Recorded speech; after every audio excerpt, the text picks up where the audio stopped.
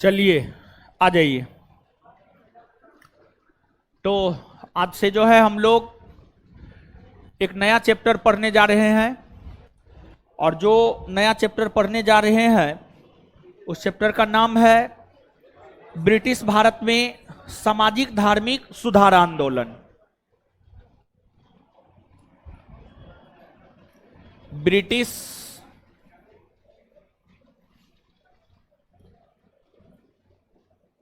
भारत में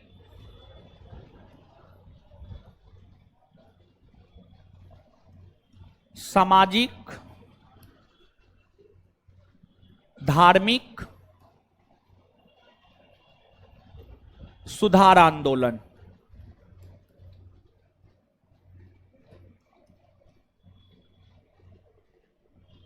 सुधार आंदोलन देखिए, जैसे आपको इंडियन ज्योग्राफी में एक चैप्टर है भारत की नदियां, इंडियन पॉलिटी में एक चैप्टर है मौलिक अधिकार, वैसे ही आधुनिक भारतीय इतिहास में एक चैप्टर है सामाजिक धार्मिक सुधार आंदोलन ब्रिटिश भारत में, या ब्रिटिश भारत में सामाजिक धार्मिक सुधार आंदोलन। हिस्ट्री के एक चैप्टर का नाम लिए हैं, पॉलिटी के एक चैप्टर का नाम लिए हैं, ज्योग्राफी के एक चैप्टर का नाम लिए हैं। ये तीनों ऐसे चैप्टर हैं जहां से प्रश्न फिक्स है, आएगा ही आएगा। तो जो ये चैप्टर है यहां से निश्चित तौर पर प्रश्न आने की पूरी संभावना है। एक से दो प्रश्न जो है यहां से आ सकता है, कम से कम एक प्रश्न तो निश्चित तौर पर आपको आता ही आता है। एक प्रश्न जो है कम से कम निश्चित तौर पर आपको आता है। अब इसको पढ़ना है और जहां तक इस चैप्टर के नोट का सवाल है तो नोट जो है रात में ही ऑनलाइन वालों के लिए एप्लीकेशन पर डाल दिए थे और ऑफलाइन वालों के लिए संस्थान के टेलीग्राम चैनल पर डाल दिए थे। पता नहीं आप लोग निकाल करके लेकर के आए हैं या नहीं आए हैं। खैर आए हैं तब पर भी कोई बात नहीं है, नहीं आए तब पर भी कोई बात नहीं है। हम तो अपना काम कर दिए हैं, अब आप अपना काम करते हैं या नहीं करते हैं ये आपके ऊपर निर्भर करता है। ठीक है, तो चैप्टर की शुरुआत करते हैं। देखिए, ब्रिटिश भारत में कालिया कहां है जी? कालिया है जी? कालिया नहीं आया।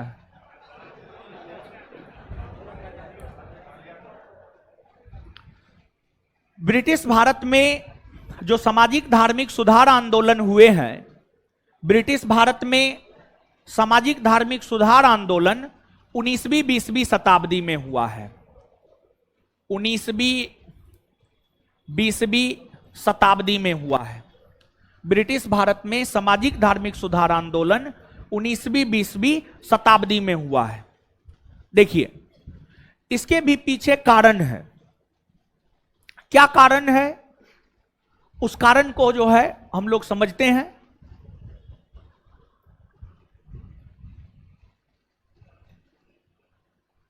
हटा दीजिए, यहां से कमेंट हटा दीजिए।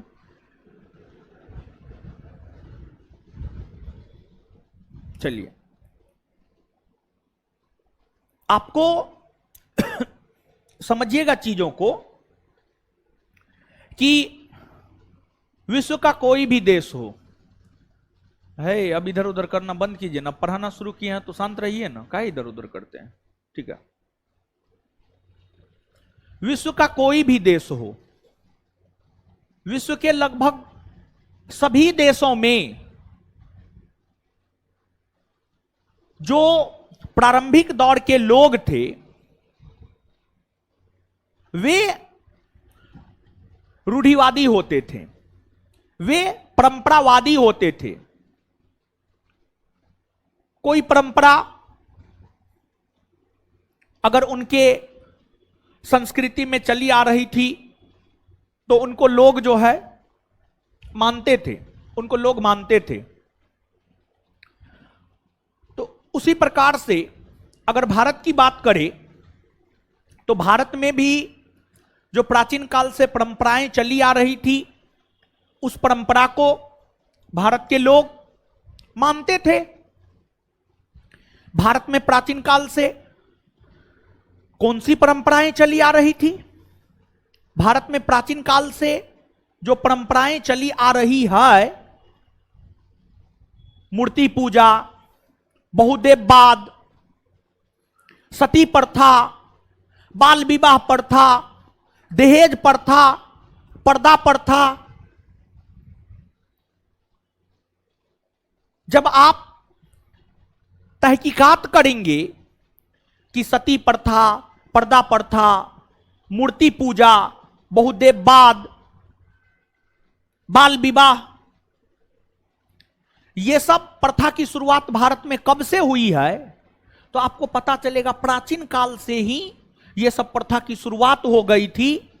और प्राचीन काल से लेकर आज तक, प्राचीन काल से लेकर आज तक ये प्रथाएं कहीं ना कहीं अस्तित्व में है। इन प्रथाओं में से कुछ प्रथाओं को तो समाप्त कर दिया गया है, लेकिन सभी प्रथाएं समाप्त नहीं हुई है। जैसे सती प्रथा की बात करें तो सती प्रथा का अंत हो गया है। बाल विवाह प्रथा की बात करें, हद तक बाल विवाह प्रथा का अंत हो गया है। लेकिन वहीं अगर मूर्ति पूजा की बात करें, आज भी विद्यमान है। पर्दा प्रथा की बात करें, आज भी विद्यमान है। बहुदेववाद की बात करें, आज भी विद्यमान है। तो भारत के भीतर, भारतीय संस्कृति के भीतर जो तमाम कुप्रथाएं थी, उन कुप्रथाओं को समाप्त करने को लेकर ही अंग्रेजी काल में या ब्रिटिश काल में सामाजिक धार्मिक सुधार आंदोलन हुए। और ब्रिटिश काल में सामाजिक धार्मिक सुधार आंदोलन होने के पीछे कारण है। ब्रिटिश काल में सामाजिक धार्मिक सुधार आंदोलन होने के पीछे कारण है। क्या कारण है? तो कारण यह है कि आपको, जब आप विश्व के मानचित्र पर आएंगे तो ये आपको यूरोप महादेश है, यूरोप महादेश है। और यूरोप महादेश में पुनर्जागरण आंदोलन की शुरुआत, यूरोप महादेश में पुनर्जागरण आंदोलन, पुनर्जागरण आंदोलन की शुरुआत इटली से हुई। इटली यहां पर एक देश है। इटली से यूरोप महादेश में पुनर्जागरण आंदोलन की शुरुआत हुई। और जब इटली से पुनर्जागरण आंदोलन की शुरुआत हुई तो यह पुनर्जागरण आंदोलन जो है पूरे यूरोप महादेश में फैला। यह पुनर्जागरण आंदोलन पूरे यूरोप महादेश में फैला। और जब पुनर्जागरण आंदोलन पूरे यूरोप महादेश में फैला तो इस पुनर्जागरण आंदोलन ने यूरोप महादेश में तर्कवाद, विज्ञानवाद, मानववाद को बढ़ावा दिया। तर्कवाद, विज्ञानवाद, मानववाद को बढ़ावा दिया। और जब यूरोप महादेश के लोग शिक्षित हो गए, वे सोचने विचारने लगे क्या गलत है, क्या सही है, तो फिर यूरोप महादेश के लोगों की अगर बात की जाए तो यूरोप महादेश के लोग विश्व के अन्य देशों के संपर्क में आए। उसी क्रम में यूरोप महादेश के लोग भारत के लोगों के संपर्क में आए, भारत के लोगों के संपर्क में आए। तो यूरोप महादेश के लोगों ने यह देखा कि जिन कुप्रथाओं से हम लोग कभी ग्रसित थे, उन कुप्रथाओं से भारत भी ग्रसित है। तो यूरोप महादेश के लोगों ने यह सोचा कि भारत के लोगों को भी जागरूक कर देते हैं, शिक्षित कर देते हैं। अगर भारत के लोग भी जागरूक और शिक्षित हो जाएंगे तो तर्कवाद, मानववाद, विज्ञानवाद का महत्व समझेंगे। और जब भारत के लोग तर्कवाद, मानववाद, विज्ञानवाद का महत्व समझेंगे तब जाकर के भारत में भी जो फैली हुई कुप्रथाएं हैं वो कुप्रथाएं समाप्त हो पाएंगी। और इसलिए यूरोपीय लोगों ने भारत को शिक्षित करने का काम किया, भारत के लोगों को शिक्षित करने का काम किया, और फिर भारत में शिक्षा का प्रसार हो पाया। और जब भारत में शिक्षा का प्रसार हो पाया तो भारत में एक नए वर्ग का उदय हुआ, और भारत में जिस नए वर्ग का उदय हुआ उसे बौद्धिक वर्ग कहा गया। भारत में जिस नए वर्ग का उदय हुआ उसे बौद्धिक वर्ग कहा गया। और बौद्धिक वर्ग के लोगों ने ही भारत में सामाजिक धार्मिक सुधार आंदोलन की शुरुआत की। बौद्धिक वर्ग के लोगों ने ही भारत में सामाजिक धार्मिक सुधार आंदोलन की शुरुआत की। और अगर बात करें यूरोपीय लोगों की, बात करें अंग्रेजों की, तो अंग्रेज सबसे पहले अपने आप को स्थापित बंगाल में किया था। अंग्रेज अपने आप को सबसे पहले स्थापित बंगाल में किया था। अंग्रेजों ने बंगाल को ही सबसे पहले अपना केंद्र बिंदु बनाया था। अंग्रेजों ने सबसे पहले बंगाल के लोगों को ही शिक्षित किया। और यही सब कारण रहा कि भारतवर्ष की अगर हम लोग बात करें तो भारतवर्ष के भीतर जो 19वीं 20वीं सदी का सामाजिक धार्मिक सुधार आंदोलन है, भारतवर्ष के भीतर 19वीं 20वीं शताब्दी का सामाजिक धार्मिक सुधार आंदोलन बंगाल से ही प्रारंभ हुआ। भारत के भीतर 19वीं 20वीं शताब्दी का सामाजिक धार्मिक सुधार आंदोलन जो है कहां से प्रारंभ हुआ? बंगाल से प्रारंभ हुआ। कहां से? बंगाल से प्रारंभ हुआ। और बंगाल से 19वीं 20वीं शताब्दी के सामाजिक धार्मिक सुधार आंदोलन की शुरुआत करने का श्रेय राजा राम मोहन राय को जाता है। राजा राम मोहन राय को जाता है। राजा राम मोहन राय को जाता है। तो यहां तक आप चीजों को नहीं समझे होंगे, यहां तक आप बहुत कम चीजों को समझे होंगे। हमको पता है, क्योंकि जिस शब्द का हमने प्रयोग किया है उस शब्द से आप बहुत ज्यादा परिचित नहीं होंगे। आप परिचित होंगे लेकिन बहुत ज्यादा परिचित नहीं होंगे। जैसे एक शब्द का हमने प्रयोग किया तर्कवाद। तर्कवाद। एक शब्द का हमने प्रयोग किया विज्ञानवाद। एक शब्द का प्रयोग हमने किया मानववाद। एक शब्द का हमने प्रयोग किया बौद्धिक वर्ग के लोग। तो ये सब शब्द से आप परिचित होंगे। हम ऐसा नहीं कह रहे हैं कि आप परिचित नहीं होंगे, आप परिचित होंगे, लेकिन इसका अर्थ आप समझते भी होंगे या हो सकता नहीं भी समझते होंगे। देखिए तर्कवाद, तर्कवाद का मतलब क्या होता है? तर्कवाद का मतलब क्या होता है? जैसे मान लिया जाए कि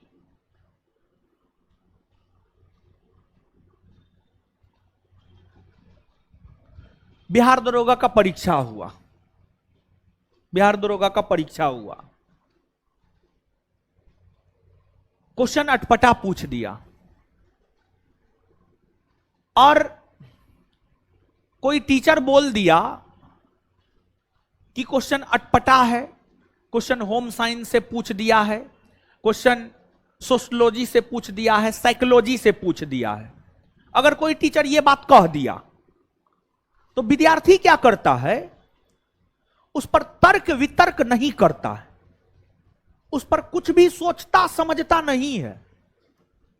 कि जो टीचर कह रहा है कि सोशियोलॉजी, होम साइंस, साइकोलॉजी से पूछा है, उस पर थोड़ा विद्यार्थी को सोचना चाहिए कि क्या सच में सोशियोलॉजी से पूछा है, क्या सच में साइकोलॉजी से पूछा है, क्या सच में होम साइंस से पूछा है। तो विद्यार्थी के पास उतना फुर्सत ना है। विद्यार्थी को और भी काम है, मोबाइल चलाना है, और भी बहुत सारा काम है। तो कोई टीचर कह दिया, अब टीचर कह दिया, हां टीचर है, टीचर कह रहा है तो सही है कह रहा होगा। जरूरी थोड़े है कि टीचर कह रहा है तो सही है कह रहा होगा।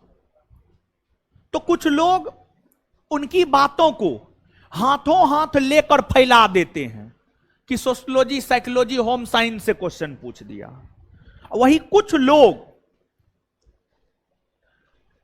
100 गो में 10 गो, 100 गो में 10 गो सोचेगा, क्वेश्चन लेगा, एनालिसिस करेगा और देखेगा कि क्या सच में ऐसा हुआ है। और उस आधार पर वो तर्क के आधार पर बात करेगा। देखिए आज का जो लोग होता है, कोई कह दिया कौवा कान लेकर उड़ गया, तो सब वही कहेगा कौवा कान लेकर उड़ गया। कौवा कान लेकर उड़ न गया, वो ये नहीं देखेगा कि कान है कि ना है, कान को नहीं देखता है। देखिए कोई अगर कुछ कहता है ना, वहां पर आप थोड़ा सवाल कर दीजिए, क्यों, कैसे, कब, किस लिए, मुंह बंद हो जाएगा।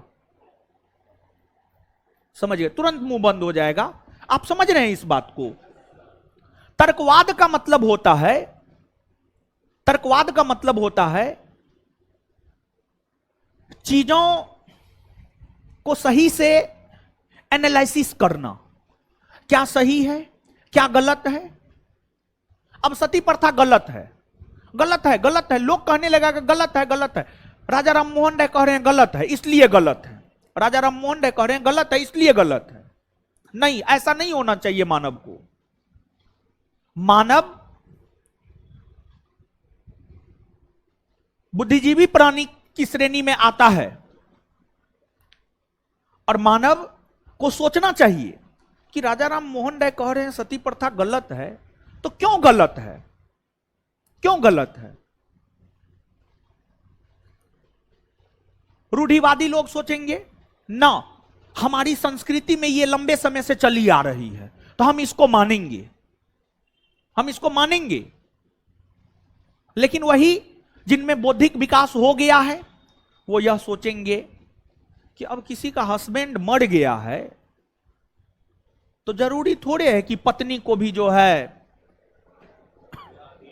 जला दिया जाए, ये तो गलत है।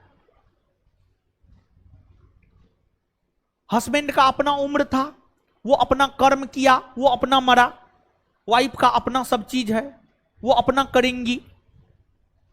यही तो तर्कवाद है, मतलब सोचना, सोचना विचारना।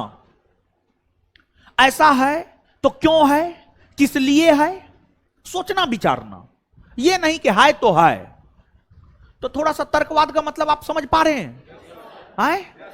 यानी किसी भी चीज को लेकर सोचना, एनालिसिस करना, किसी भी चीज को लेकर सोचना, एनालिसिस करना। दूसरा है विज्ञानवाद। हर चीज के पीछे कुछ ना कुछ साइंटिफिक रीजन निश्चित तौर पर होता है। जैसे कि गंगा नदी का जल गंदा नहीं होता है, इसको हिंदू धर्म के लोग अपनी धार्मिक चीजों से जोड़कर देखते हैं, लेकिन उसके पीछे साइंटिफिक रीजन है, साइंटिफिक रीजन है। फिर जो है विज्ञानवाद हो गया ये, और इसके बाद जो है मानववाद। देखिए पहले क्या होता था, मानव का बहुत ज्यादा महत्व नहीं होता था, लेकिन धीरे धीरे यह लगने लगा कि मानव बुद्धिजीवी है, मानव सोच सकता है, मानव सबसे बुद्धिमान प्राणी है, तो मानव का महत्व काफी ज्यादा बढ़ गया। तो मानव का महत्व जो काफी ज्यादा बढ़ गया है, मानव का महत्व दिया जाने लगा, इसी को मानववाद कहा गया। तो पूरे विश्व की अगर बात की जाए तो प्रारंभिक दौर में पूरा विश्व रूढ़िवादिता से घिरा पड़ा हुआ था, रूढ़िवादिता से घिरा पड़ा हुआ था। लेकिन जब लोगों में सोचने की शक्ति का विकास हुआ तो फिर जाकर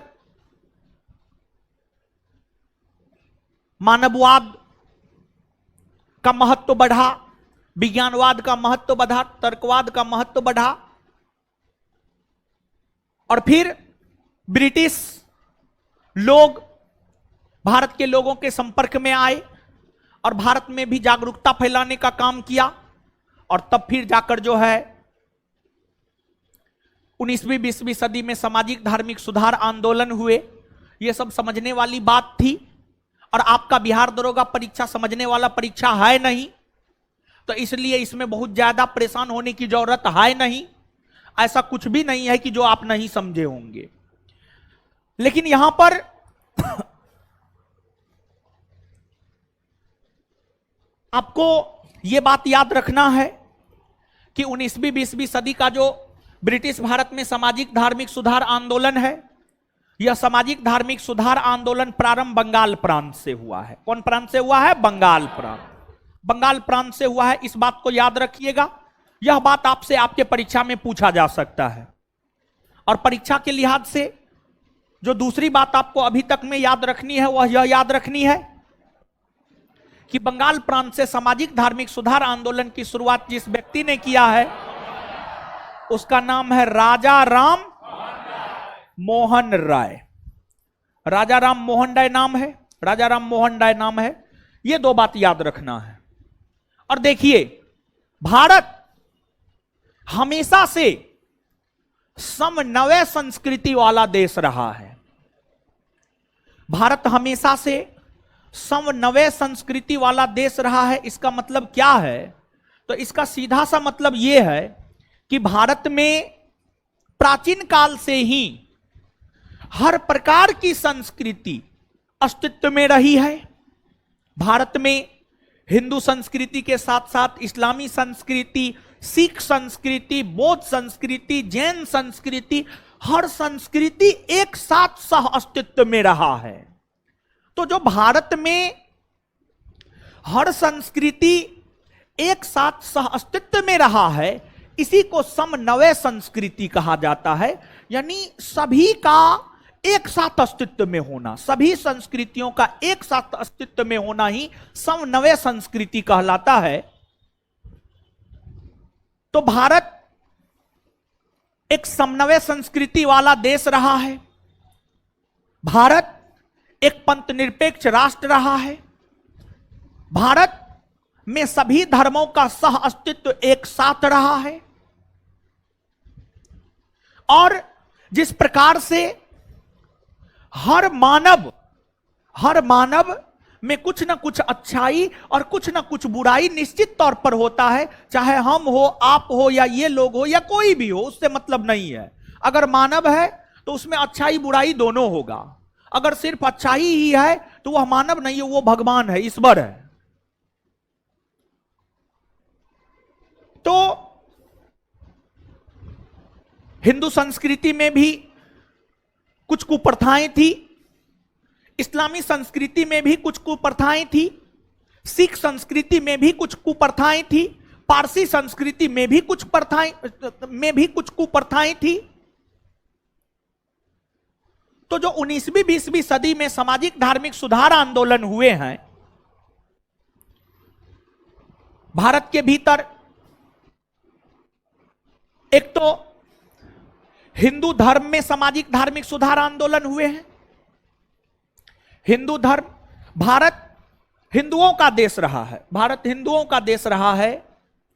तो हिंदू धर्म में जो भी कुप्रथाएं फैली हुई थी, उन कुप्रथाओं को दूर करने को लेकर सामाजिक धार्मिक सुधार आंदोलन हुए। फिर आपको हिंदू धर्म के अलावे जो अन्य धर्म थे, जैसे इस्लाम धर्म,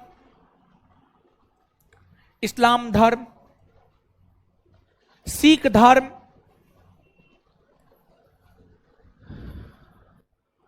पारसी धर्म,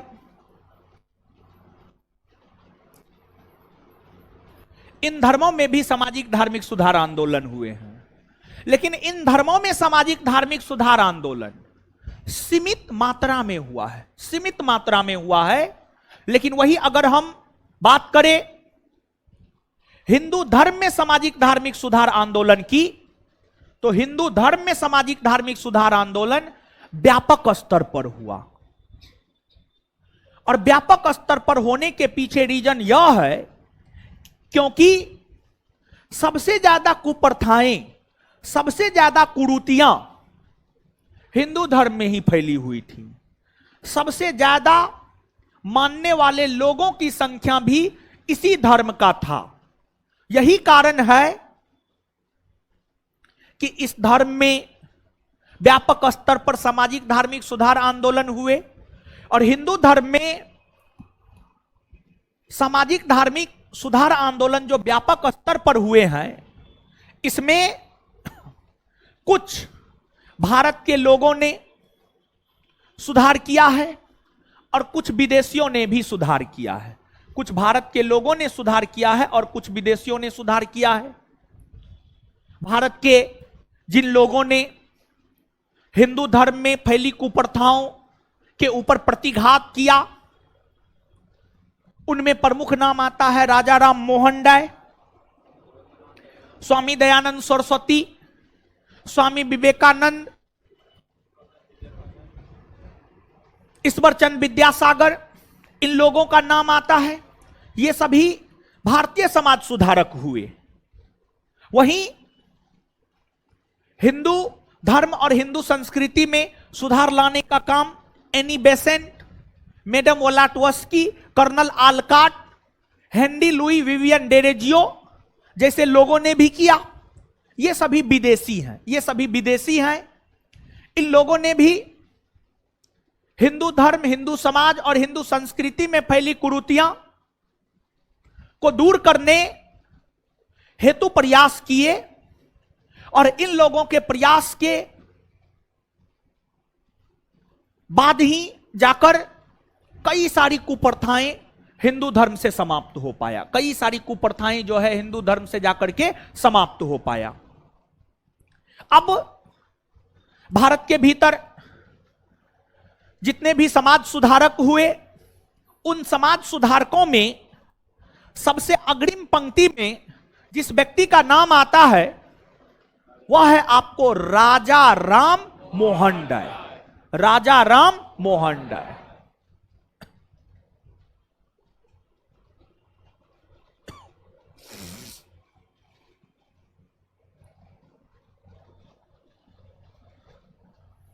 राजा राम मोहन राय।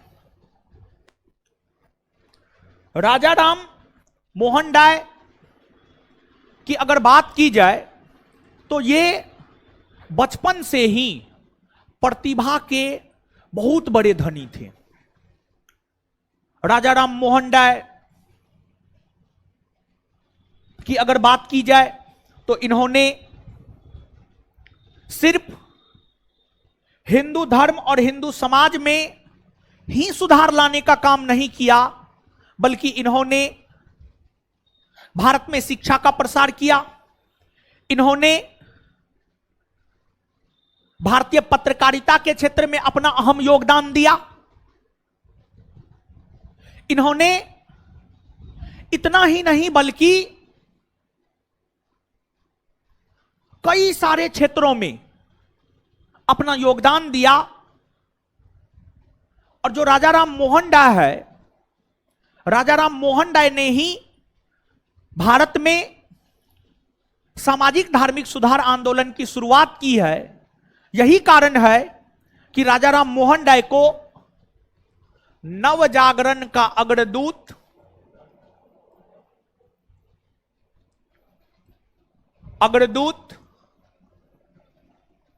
सुधार आंदोलन का प्रवर्तक,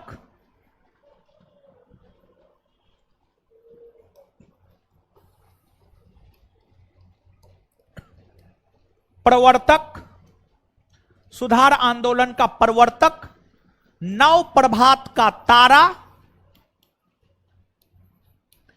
नव प्रभात का तारा, आधुनिक भारत का पिता, आधुनिक भारत का पिता।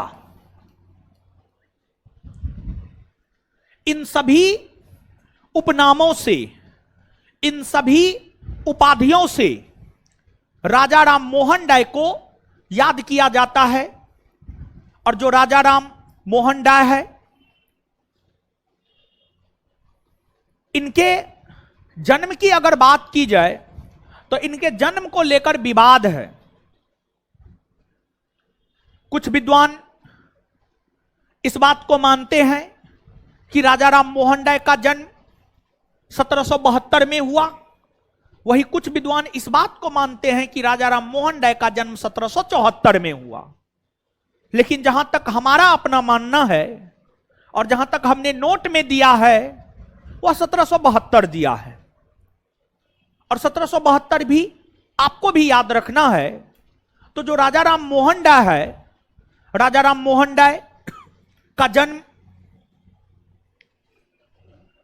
1772 ईस्वी में हुआ है और इनका निधन 1833 ईस्वी में हुआ है।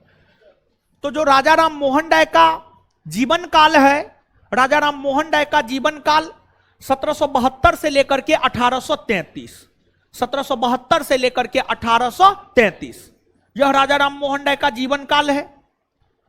राजा राम मोहन राय का जन्म 1772 में कलकत्ता प्रेसिडेंसी में हुआ था, कलकत्ता प्रेसिडेंसी। और वहीं राजा राम मोहन राय का देहांत या देहावसान या निधन 1833 ईस्वी में इंग्लैंड के ब्रिस्टल नामक शहर में हुआ था, इंग्लैंड के ब्रिस्टल नामक शहर में हुआ था। और राजा राम मोहन राय का जो जीवन काल है, राजा राम मोहन राय का जो जीवन काल है, यह जीवन काल कई उपलब्धियों को लेकर याद किया जाता है। राजा राम मोहन राय के पिता रमाकांत राय थे और राजा राम मोहन राय के माता उमाकांत देवी हुआ करती थी, उमाकांत देवी।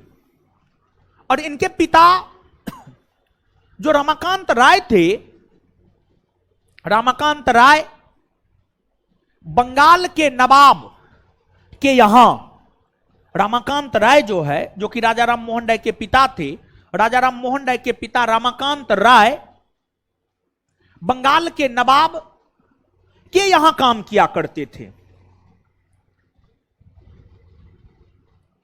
और राजा राम मोहन राय की आरंभिक शिक्षा दीक्षा पटना और बनारस में हुआ। पटना और बनारस में राजा राम मोहन राय की आरंभिक शिक्षा दीक्षा हुई। और राजा राम मोहन राय कई भाषाओं के ज्ञाता थे। राजा राम मोहन राय अरबी जानते थे, फारसी जानते थे, हिब्रू जानते थे, लैटिन जानते थे। इन सभी भाषाओं से राजा राम मोहन राय जो है आपको परिचित थे। बांग्ला तो जानते ही थे, बंगाली थे, मूलतः बंगाली थे, तो बांग्ला भाषा तो जानते ही थे। और भारत के रहने वाले थे तो हिंदी भाषा भी तो जानते ही थे। कई भाषाओं के जानकार थे राजा राम मोहन राय। और राजा राम मोहन राय में जो बौद्धिक विकास हो पाया वो उनके आरंभिक शिक्षा दीक्षा के कारण। राजा राम मोहन राय के भीतर जो बौद्धिक विकास हो पाया है, जो बौद्धिक विकास हो पाया है, उसका कारण है उनकी शिक्षा दीक्षा। बचपन से ही उनको पढ़ने लिखने में लगा दिया गया, पढ़ने लिखने लगे, उनके भीतर बौद्धिक विकास हो गया। और जब उनके भीतर बौद्धिक विकास हो गया तो सच और गलत, सही और गलत में वो फर्क करने लगे कि क्या सही है और क्या गलत है। सही और गलत में उनको फर्क समझ में आने लगा। और जब सही और गलत में उनको अंतर समझ में आने लगा तो राजा राम मोहन राय मात्र 15-16 बरस के उम्र में एक आर्टिकल लिखा। और उस आर्टिकल के माध्यम से हिंदू धर्म में जो मूर्ति पूजा का प्रचलन हुआ करता था, उस मूर्ति पूजा का उन्होंने विरोध किया। मूर्ति पूजा का उन्होंने विरोध किया, मूर्ति पूजा का विरोध किया। और जब राजा राम मोहन राय मूर्ति पूजा का विरोध किए तो उनके अपने परिवार वालों ने ही राजा राम मोहन राय की आलोचना करना शुरू कर दिया। कहा ये तो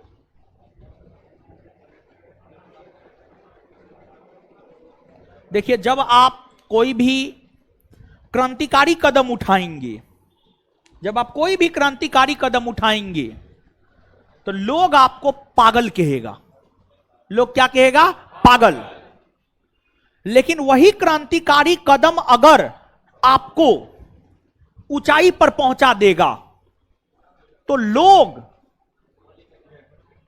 उसी का तारीफ करते हुए नहीं थकेगा। जो लोग आपके जिस कदम का पहले आलोचना कर रहा होता है, अगर उस राह पर चलते हुए आप सफल हो जाते हैं तो वही लोग आपकी बड़ाई करते हुए नहीं थकेगा।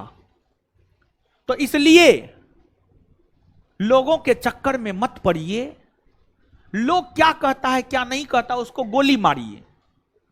लोगों का काम कहना है और आपका काम करना है। जैसे राजा राम मोहन राय ने मात्र लगभग 16 वर्ष की अवस्था में मूर्ति पूजा का विरोध किया। मूर्ति पूजा का विरोध किया। अगर राजा राम मोहन राय वहीं रुक जाते, ठहर जाते, और राजा राम मोहन राय यह सोचते कि ना, लोग हमारा विरोध कर रहा है, हम मूर्ति पूजा का विरोध किए हैं जिस वजह से लोग हमारा विरोध कर रहा है, तो फिर आज हम लोग राजा राम मोहन राय को नहीं पढ़ रहे होते। लेकिन राजा राम मोहन राय के भीतर जो तर्कवाद का विकास हो गया था, उस तर्कवाद ने राजा राम मोहन राय को गलत और सही में फर्क करना सिखा दिया। और राजा राम मोहन राय के नजर में मूर्ति पूजा सही नहीं है, ऐसा राजा राम मोहन राय का सोचना था, जिस वजह से राजा राम मोहन राय ने मूर्ति पूजा का विरोध किया। भले उनके माता पिता ने राजा राम मोहन राय का विरोध किया, इससे राजा राम मोहन राय को कोई फर्क नहीं पड़ा।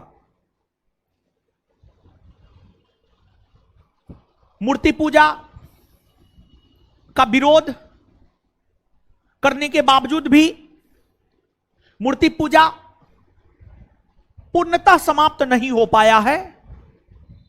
आज भी हमारे समाज में मूर्ति पूजा का प्रचलन है। आज भी हम लोग देवी दुर्गा की, देवी सरस्वती की मूर्ति बनाकर उसकी पूजा करते हैं, मंदिर में मूर्ति स्थापित करके उसकी पूजा करते हैं। और राजा राम मोहन राय के विषय में कहा जाता है कि जब राजा राम मोहन राय के पिता का निधन 1803 ईस्वी में हो गया, जब राजा राम मोहन राय के पिता का निधन 1803 ईस्वी में हो गया, तब राजा राम मोहन राय अंग्रेजों की सेवा में नियुक्त हुआ। तब राजा राम मोहन राय जो है अंग्रेजों की सेवा में नियुक्त हुआ। और राजा राम मोहन राय जॉन डिग्बी की सेवा में नियुक्त हुआ था। जॉन डिग्बी अंग्रेज था, ये जॉन डिग्बी की सेवा में नियुक्त हुआ था। और जॉन डिग्बी ने राजा राम मोहन राय को अपना दीवान नियुक्त किया, अपना दीवान नियुक्त किया। और राजा राम मोहन राय 1803 ईस्वी से लेकर 1814 ईस्वी तक जॉन डिग्बी की सेवा में दीवान के पद पर नियुक्त रहे, दीवान के पद पर नियुक्त रहे। लेकिन बाद में जाकर राजा राम मोहन राय को लगा कि हमें स्वतंत्र होना चाहिए, हमें भारतीय समाज में फैली कुरीतियों को समाप्त करवाने को लेकर काम करना चाहिए, हमें भारत के लोगों को जागरूक करना चाहिए, हमें भारत के लोगों को शिक्षित करना चाहिए, हमें समाचार पत्र निकालना चाहिए। यह सब बात राजा राम मोहन राय के दिमाग में आने लगा। और जब राजा राम मोहन राय के दिमाग में यह सब बात आने लगा और इन सभी बातों के आने के पीछे भी कारण था कि आखिरकार राजा राम मोहन राय के दिमाग में यह बात क्यों आया कि हम सती प्रथा का विरोध करेंगे, हम ठगी प्रथा का विरोध करेंगे, हम बाल विवाह प्रथा का विरोध करेंगे, हम मूर्ति पूजा का विरोध करेंगे, हम बहुदेववाद का विरोध करेंगे। यह सब बात राजा राम मोहन राय के दिमाग में क्यों आया, क्यों आया? एक तो राजा राम मोहन राय का बड़ा भाई था, उसका नाम था जगमोहन। राजा राम मोहन राय का बड़ा भाई था, उसका नाम था जगमोहन, जगमोहन, जगमोहन। और उसकी पत्नी थी अलका मंजरी, अलका मंजरी। और जगमोहन का जब निधन हो गया ना, तो जगमोहन के निधन होने के बाद राजा राम मोहन राय के जो बड़े भाई जगमोहन थे, जगमोहन के निधन होने के बाद जगमोहन के चिता पर ही उसकी भाभी को भी जला दिया गया। यह घटना राजा राम मोहन राय को अंदर तक हिलाकर रख दिया था। यानी झकझोरना नहीं होता है, इस घटना ने राजा राम मोहन राय को झकझोर दिया, अंदर तक झकझोर दिया। राजा राम मोहन राय ने इस घटना को काफी करीब से महसूस किया, काफी करीब से महसूस किया। और इस घटना के होने के बाद ही राजा राम मोहन राय ने यह तय कर लिया कि हमें हर हाल में सती प्रथा का अंत करना है, हमें हर हाल में सती प्रथा का अंत करना है। और राजा राम मोहन राय को भारतीय इतिहास तथा विश्व इतिहास में जिसको लेकर सबसे ज्यादा याद किया जाता है वह है उनके द्वारा सती प्रथा समाप्त करवाने को लेकर जो लोगों के बीच जागरूकता फैलाई गई, जो राजा राम मोहन राय ने अंग्रेजी सरकार को अपने बस में किया और अंग्रेजी सरकार के माध्यम से, अंग्रेज गवर्नर के माध्यम से, अंग्रेज गवर्नर लॉर्ड विलियम बेंटिक के माध्यम से सती प्रथा का अंत करवाया, सती प्रथा का अंत करवाया। राजा राम मोहन राय ने जो 1829 ईस्वी में विलियम बेंटिक की मदद से सती प्रथा का अंत करवाया, यह उनका सबसे बड़ा योगदान माना जाता है, यह उनका सबसे बड़ा योगदान माना जाता है। और अगर बात हम लोग राजा राम मोहन राय की करें तो उनका योगदान सिर्फ इतना नहीं था, उनका योगदान सिर्फ सती प्रथा समाप्त करने भर नहीं था, बल्कि उनका और भी कई क्षेत्रों में योगदान रहा है। तो राजा राम मोहन राय का जो और भी कई क्षेत्रों में योगदान रहा है उसकी चर्चा करेंगे, लेकिन उससे पहले आप इस बात को जानिए कि राजा राम मोहन राय ने सती प्रथा को अंत करवाने को लेकर 1828 ईस्वी में ब्रह्म सभा नामक संगठन की स्थापना की। ब्रह्म सभा, ब्रह्म सभा नामक संगठन की स्थापना की और यही ब्रह्म सभा कालांतर में जाकर या बाद में जाकर ब्रह्म समाज बना, ब्रह्म समाज बना। और ब्रह्म समाज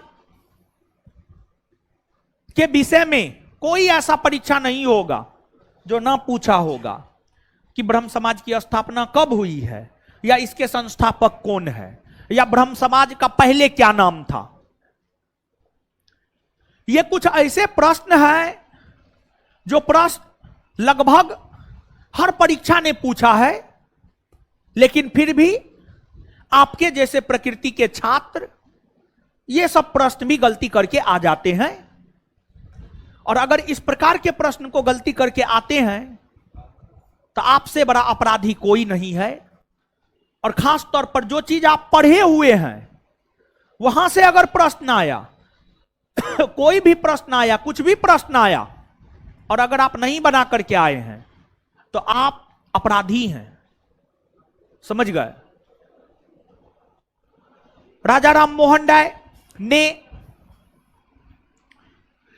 ब्रह्म समाज नामक ही संगठन की स्थापना नहीं किया, बल्कि राजा राम मोहन राय के द्वारा और भी कई सारे संगठनों की स्थापना की गई। जैसे कि राजा राम मोहन राय ने 1814 ईस्वी में आत्मीय सभा नामक संगठन की स्थापना किया। अब आत्मीय सभा की स्थापना को लेकर विवाद है, 1814 की 1815। कुछ बुक 1814 लिखता है, कुछ बुक 1815 लिखता है, तो हमने 1814 लिखा है। 1814 ही आपको याद रखना है। 1814 में राजा राम मोहन राय ने आत्मीय सभा नामक संगठन की स्थापना की। अब राजा राम मोहन राय ने आत्मीय सभा की स्थापना क्यों की, तो हमने आपको बताया है कि राजा राम मोहन राय बहुदेववाद के विरोधी थे। बहुदेववाद के विरोधी थे। राजा राम मोहन राय बहुदेववाद के विरोधी थे। इसका क्या मतलब है? इसका मतलब आप समझते होंगे कि जो हिंदू धर्म है, जो हिंदू संस्कृति है, उसमें एक से अधिक ईश्वर की जो पूजा की जाती है उसी को बहुदेववाद कहा जाता है। और उसके विरोधी थे राजा राम मोहन राय। और राजा राम मोहन राय का मानना था कि ईश्वर एक है, हमें सिर्फ उसकी पूजा करनी है, यह नहीं कि हमें अलग अलग ईश्वर की पूजा करनी है। तो राजा राम मोहन राय बहुदेववाद का विरोध और एकेश्वरवाद का समर्थन, राजा राम मोहन राय बहुदेववाद का विरोध और एकेश्वरवाद का समर्थन करने को लेकर आत्मीय सभा की स्थापना किया। और इसके बाद एकेश्वरवाद के प्रति लोगों को जागरूक करने हेतु, एकेश्वरवाद के प्रति लोगों को जागरूक करने हेतु तुहफात उल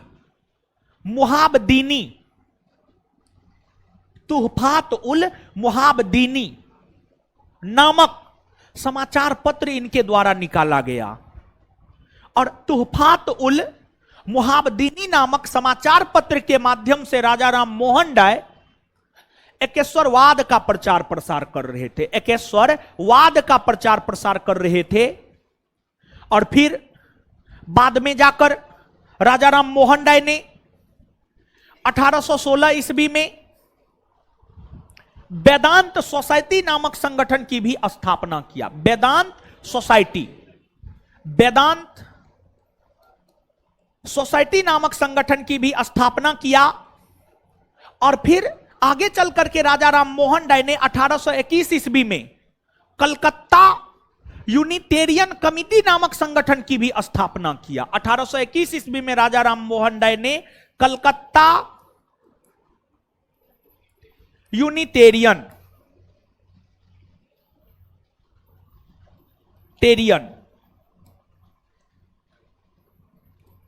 कमिटी, कलकत्ता यूनिटेरियन समिति कमिटी या संगठन नामक संगठन की स्थापना भी राजा राम मोहन राय के द्वारा किए गए थे।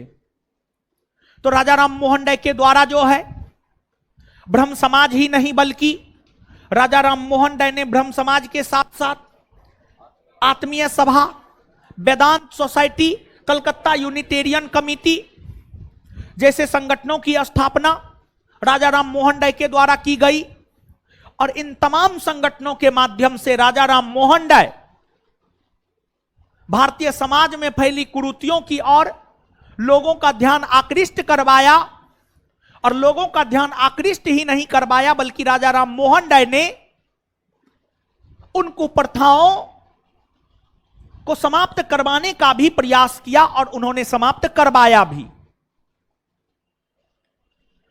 इन संस्थाओं की स्थापना के साथ साथ राजा राम मोहन राय ने यह सोचा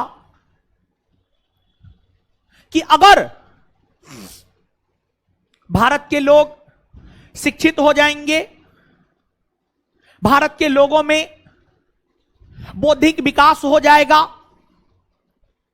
तो भारत के लोग गलत और सही में फर्क करने लगेंगे, और जब भारत के लोग गलत और सही में फर्क करने लगेंगे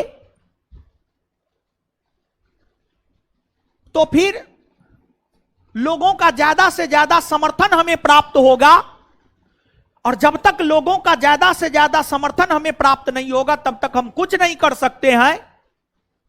और लोगों के समर्थन को प्राप्त करने को लेकर, लोगों के समर्थन को प्राप्त करने को लेकर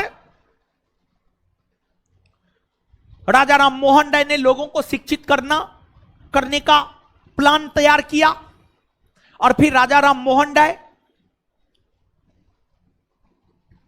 ने कलकत्ता के भीतर शैक्षणिक संस्थानों की स्थापना की। राजा राम मोहन राय के द्वारा जो कलकत्ता के भीतर शैक्षणिक संस्थान स्थापित किए गए थे उसमें हिंदू कॉलेज का नाम आता है। हिंदू कॉलेज की स्थापना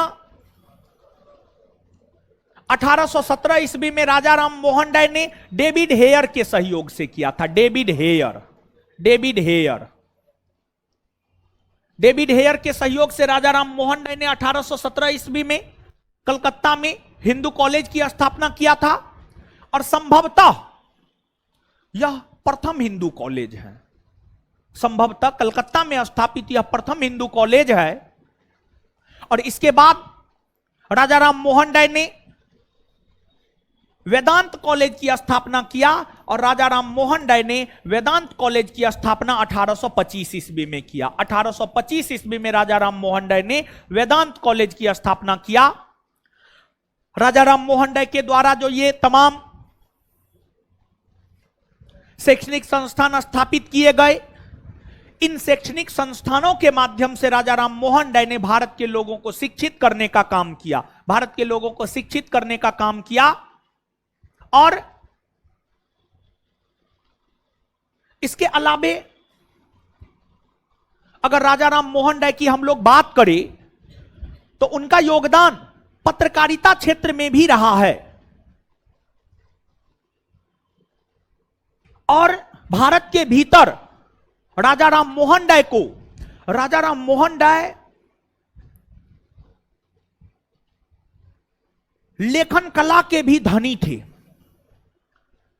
राजा राम मोहन राय को भारत के राष्ट्रीय पत्रकारिता का अग्रदूत, या राष्ट्रीय पत्रकारिता का, राष्ट्रीय शब्द का प्रयोग हम कर रहे हैं, राष्ट्रीय शब्द का प्रयोग कर रहे हैं, इसको ध्यान से याद रखिएगा। राष्ट्रीय पत्रकारिता का अग्रदूत राजा राम मोहन राय को माना जाता है। और राजा राम मोहन राय के द्वारा कई सारे पत्र पत्रिका निकाले गए। राजा राम मोहन राय ने तोहफात उल मुहाबदीनी, मिरात उल अखबार जैसे पत्र पत्रिका निकालने का काम किया। संवाद कौमुदी जैसे पत्र पत्रिका निकाला। और जिस प्रकार से तोहफात उल मुहाबदीनी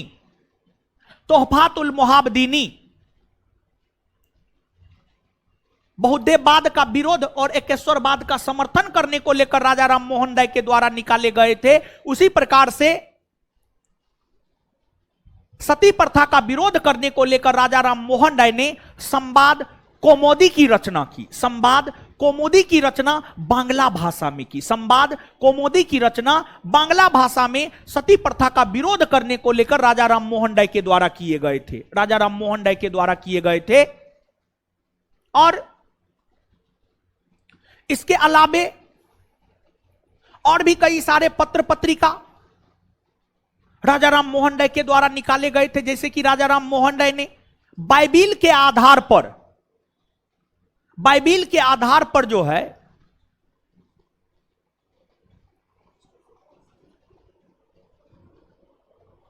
प्रिसिस्ट ऑफ जीसस नामक ग्रंथ की रचना की थी। प्रिसिस्ट ऑफ जीसस नामक ग्रंथ की रचना जो है बाइबिल के आधार पर राजा राम मोहन राय के द्वारा किया गया था। तो आप समझ सकते हैं कि राजा राम मोहन राय का योगदान पत्रकारिता जगत में भी है, शैक्षणिक कार्यों में भी है, सामाजिक सुधार में भी है। आप इन बातों से ही अनुमान लगा सकते हैं कि राजा राम मोहन राय प्रतिभा के कितने धनी रहे होंगे। और निश्चित तौर पर राजा राम मोहन राय प्रतिभा के बहुत बड़े धनी व्यक्तित्व के थे। प्रतिभा के बहुत बड़े धनी व्यक्तित्व के राजा राम मोहन राय थे। और राजा राम मोहन राय की अगर बात की जाए तो उन्होंने जूरी अधिनियम जो कि 1826-27 में लाया गया था, जूरी अधिनियम जो कि 1826-27 में लाया गया था, जूरी अधिनियम का विरोध राजा राम मोहन राय ने किया था। क्योंकि जूरी अधिनियम के माध्यम से हिंदू और मुसलमानों के बीच विभेद पैदा अंग्रेजों के द्वारा किए जा रहे थे। जूरी अधिनियम जो कि 1826-27 में आया था, इस जूरी अधिनियम के माध्यम से अंग्रेज हिंदू और मुसलमानों के बीच विभेद पैदा करना चाहता था। इस बात को राजा राम मोहन राय समझ गए और फिर राजा राम मोहन राय ने अंग्रेजों का विरोध किया जूरी अधिनियम को लेकर। राजा राम मोहन राय इस व्यक्तित्व के थे कि अगर कोई चीज सही है और वो सही काम कोई अंग्रेज कर रहा है, उसके समर्थन में आकर के खड़ा हो जाते थे। अगर कोई काम गलत है, वो गलत कोई भारतीय कर रहा है, तो राजा राम मोहन राय उसका विरोध करते थे। मतलब उनका जो विचार था ना, उनका जो थॉट प्रोसेस था, वो ऐसा नहीं था कि वो अपने थॉट प्रोसेस को, वो अपने विचार को भारत तक सीमित कर लिया था। नहीं, उनका विचार काफी ओपन था। वो ये नहीं देखते थे कि काम कौन कर रहा है, वो ये देखते थे कि काम सही है या गलत, कौन कर रहा है नहीं कर रहा है, इससे उनको कोई फर्क नहीं पड़ता था। अंग्रेजों की सेवा में रहे, लेकिन जब जूरी अधिनियम के माध्यम से अंग्रेजों ने हिंदू और मुसलमानों के बीच विभेद उत्पन्न करना शुरू किया, तो फिर राजा राम मोहन राय ने उस जूरी अधिनियम का विरोध कर दिया, अंग्रेजों का विरोध किया। भारतीय समाज में सती प्रथा विद्यमान था, भारतीय समाज की यह कुप्रथा थी, उन्होंने सती प्रथा का विरोध किया, यानी भारत की संस्कृति का विरोध किया एक प्रकार से कहिए तो जो राजा राम मोहन राय का विचार था, वो काफी खुला विचार था, काफी ओपन विचार था। और उनके इन्हीं विचारों के कारण, उनके द्वारा उठाए गए कदमों के कारण, उनके योगदान के कारण इतिहास में हमें राजा राम मोहन राय के विषय में पढ़ने होते हैं।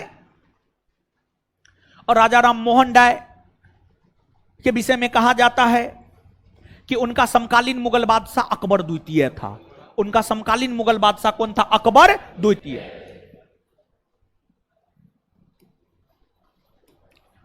अकबर द्वितीय, अकबर द्वितीय का शासनकाल है 1806 से 1837। अंग्रेज अकबर द्वितीय का पेंशन रोक दिया था, पेंशन रोक दिया था। तो अकबर द्वितीय मुगल बादशाह था, नाम मात्र का बादशाह था, इन बादशाहों का कोई महत्व है नहीं। इनके पेंशन की पैरवी करने को लेकर इन्होंने राजा राम मोहन राय को हायर किया। इनको लगा कि अगर हमारा कोई पेंशन बहाल करवा सकता है, राजा राम मोहन राय करवा सकता है। इन्होंने राजा राम मोहन राय से बात की, अपनी समस्या बताई। राजा राम मोहन राय को यह लगा कि नहीं, ये बादशाह हैं, इनकी अपनी मान मर्यादा प्रतिष्ठा है, और इनको अगर पेंशन नहीं मिलेगा तो ये तो जाकर भीख नहीं मांग सकते हैं, ये तो जाकर काम भी कहीं नहीं कर सकते हैं, तो इनको पेंशन मिलना चाहिए। राजा राम मोहन राय इनके पेंशन को पुनर्बहाल करवाने के पक्षधर थे। तो अकबर द्वितीय को लगा कि ना, हमें एक सहयोगी मिल गया, और फिर अकबर द्वितीय का जब समर्थन राजा राम मोहन राय ने किया तो उसी से खुश होकर अकबर द्वितीय ने राम मोहन राय को राजा की उपाधि दी। पहले राजा राम मोहन राय कहलाता था, राजा राम मोहन राय पहले राम मोहन राय कहलाता था, लेकिन अकबर द्वितीय ने इन्हें राजा की उपाधि प्रदान की, राजा की उपाधि प्रदान की। और अकबर द्वितीय की पैरवी को लेकर ही राजा राम मोहन राय इंग्लैंड गए, और राजा राम मोहन राय ने इंग्लैंड जाकर उनके पेंशन की पैरवी की। और इंग्लैंड में ही 1833 ईस्वी में ब्रिस्टल नामक शहर में राजा राम मोहन राय का निधन हो गया। राजा राम मोहन राय का निधन हो गया, और राजा राम मोहन राय के निधन होने के बाद ब्रह्म समाज का नेतृत्व जिस व्यक्ति ने संभाला था उसका नाम था रामचंद्र विद्या बागीस।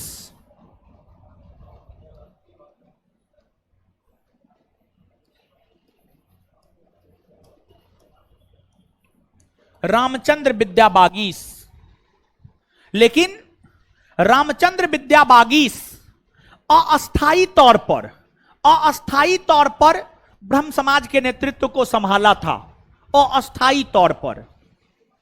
जैसे कि आप देखते होंगे, आप सुनते होंगे, आप जानते होंगे कि अगर सुप्रीम कोर्ट के मुख्य न्यायाधीश का पद अचानक खाली हो जाता है तो तुरंत कार्यकारी मुख्य न्यायाधीश की नियुक्ति की जाती है। अगर बड़ी आप दोनों बात कर रहे हैं, ऐसा नहीं है कि मेरा नजर आप दोनों पे नहीं है, आप उधर क्या देख रहे हैं? आप ही तो बतिया रहे हैं, आप ही दोनों तो बतिया रहे हैं। निकलिए दोनों, निकलिए तो क्लासरूम से, एकदम शुरुए से देख रहे, निकलिए दोनों, निकलिए, जो बतिया रहे हैं निकलिए, जल्दी निकलिए, निकलिए, निकलिए, है निकालिए जी। हाँ व्हाइट, हाँ वही वही वही वही वही हाँ, व्हाइट के बगल में ब्लैक और जो भी कलर है वो दोनों को निकल जाइए भाई जी लोग। आप लोग तो हमारी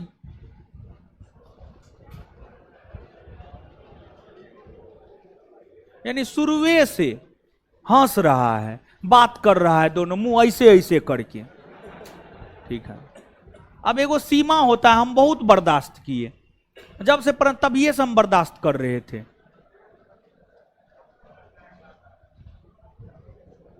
समझे? चलिए, उसको लग रहा था कि हमको नजर ही नहीं पड़ता। अरे आंख थोड़े खराब हो गया है जी, आंख खराब होता तो चश्मा लगाते ना बिट्टू जाके तरह हम भी।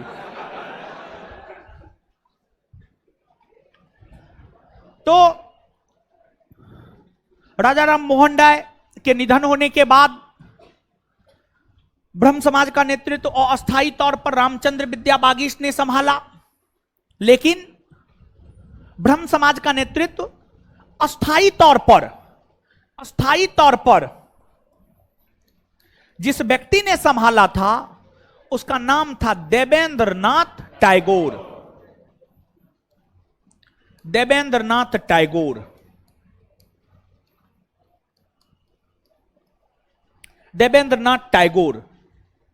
जो देवेंद्रनाथ टैगोर थे ये राजा राम मोहन राय के सहयोगी थे। राजा राम मोहन राय की विचारधारा से काफी ज्यादा प्रभावित थे।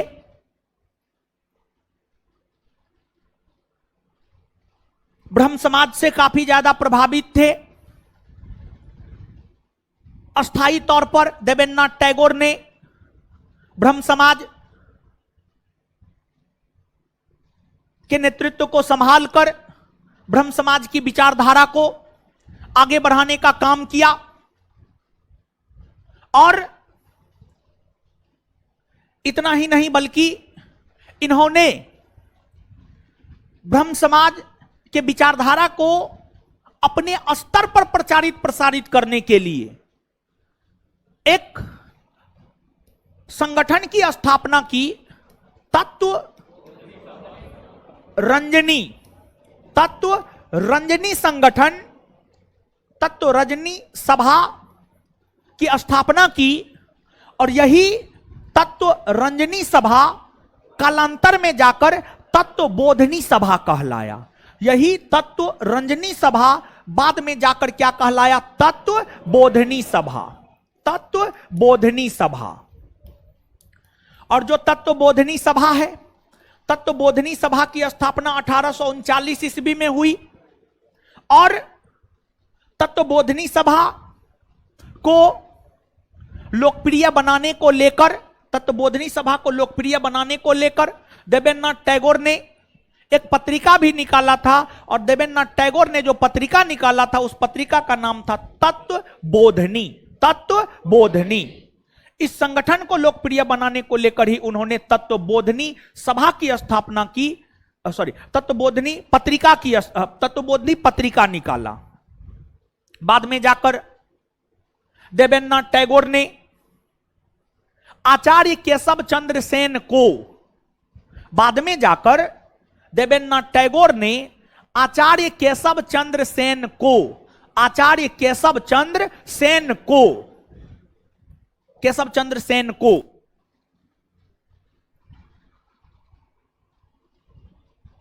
ब्रह्म समाज का आचार्य बनाया, ब्रह्म समाज का सर्वे सर्वा बनाया। पहले ब्रह्म समाज के सर्वे सर्वा देवेंद्रनाथ टैगोर थे, लेकिन देवेंद्रनाथ टैगोर ने केशव चंद्र सेन को ब्रह्म समाज का सर्वे सर्वा बना दिया और केशव चंद्र सेन को आचार्य की उपाधि प्रदान की। जब ब्रह्म समाज की बागडोर केशव चंद्र सेन के हाथ में आया तो केशव चंद्र सेन ने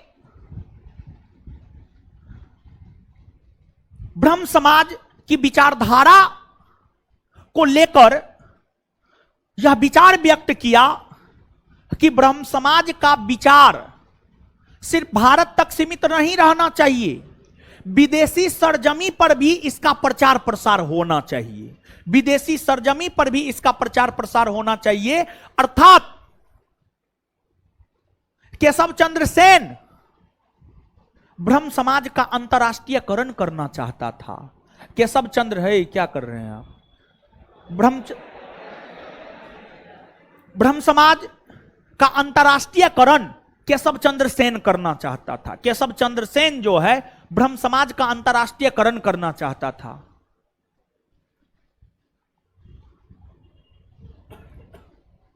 लेकिन वहीं देवेंद्रनाथ ठाकुर या देवेंद्रनाथ टैगोर की हम बात करें तो ये नहीं चाहते थे कि ब्रह्म समाज का अंतरराष्ट्रीयकरण हो। इस बात को लेकर तथा और भी कई सारे पहलू थे जिसको लेकर देवेंद्रनाथ टैगोर और केशव चंद्र सेन के बीच मतभेद हो गया। देवेंद्रनाथ टैगोर और केशव चंद्र सेन के बीच क्या हो गया? मतभेद हो गया। और जब दोनों के बीच मतभेद हुआ तो दोनों के बीच होने वाले मतभेद ने ही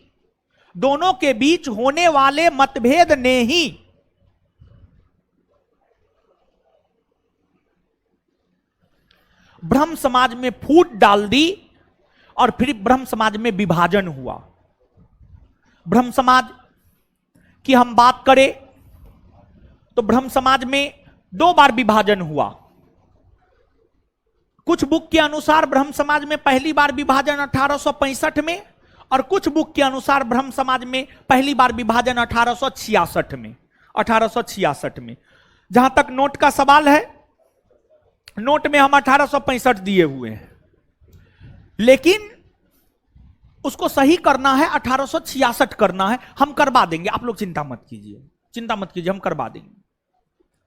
ब्रह्म समाज में पहली बार विभाजन 1866 में हुआ, 1866 में हुआ। कुछ बुक में 1865 भी मिल जाएगा आपको।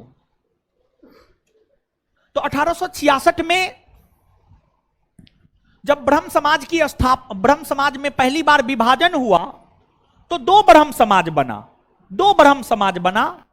और जो 2 ब्रह्म समाज बना, एक भारतीय ब्रह्म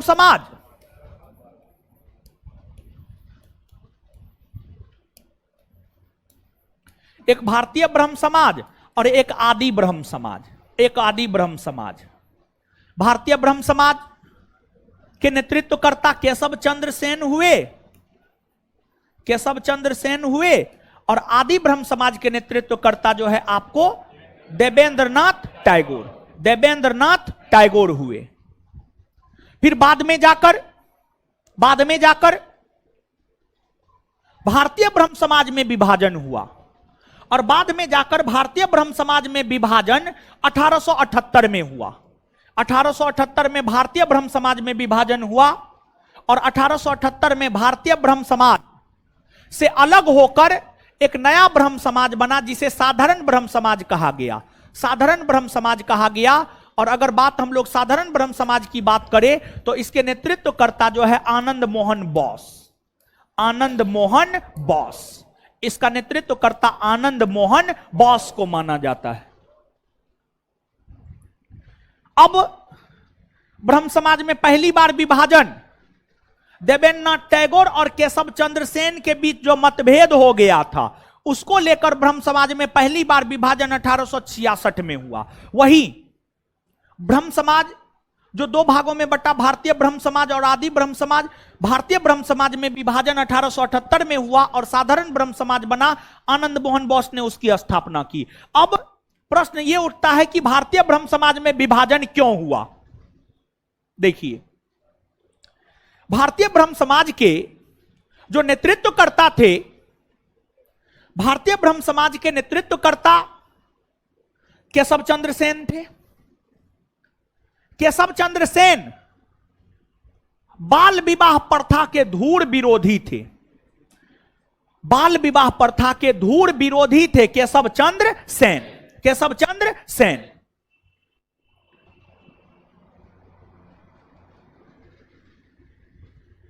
चंद्र सेन के प्रयास से ही लॉर्ड नॉर्थब्रुक के समय 1872 ईस्वी में नेटिव मैरिज एक्ट या ब्रह्म विवाह अधिनियम पारित हुआ। केशव चंद्र सेन के प्रयास से ही 1872 ईस्वी में नेटिव मैरिज एक्ट या ब्रह्म विवाह पारित हुआ, जिसके तहत लड़का और लड़की के विवाह के न्यूनतम उम्र को निर्धारित किया गया और कहा गया इसमें कि लड़की के विवाह का न्यूनतम उम्र कम से कम 14 बरस और लड़का के विवाह का न्यूनतम उम्र कम से कम 18 बरस। 18 बरस।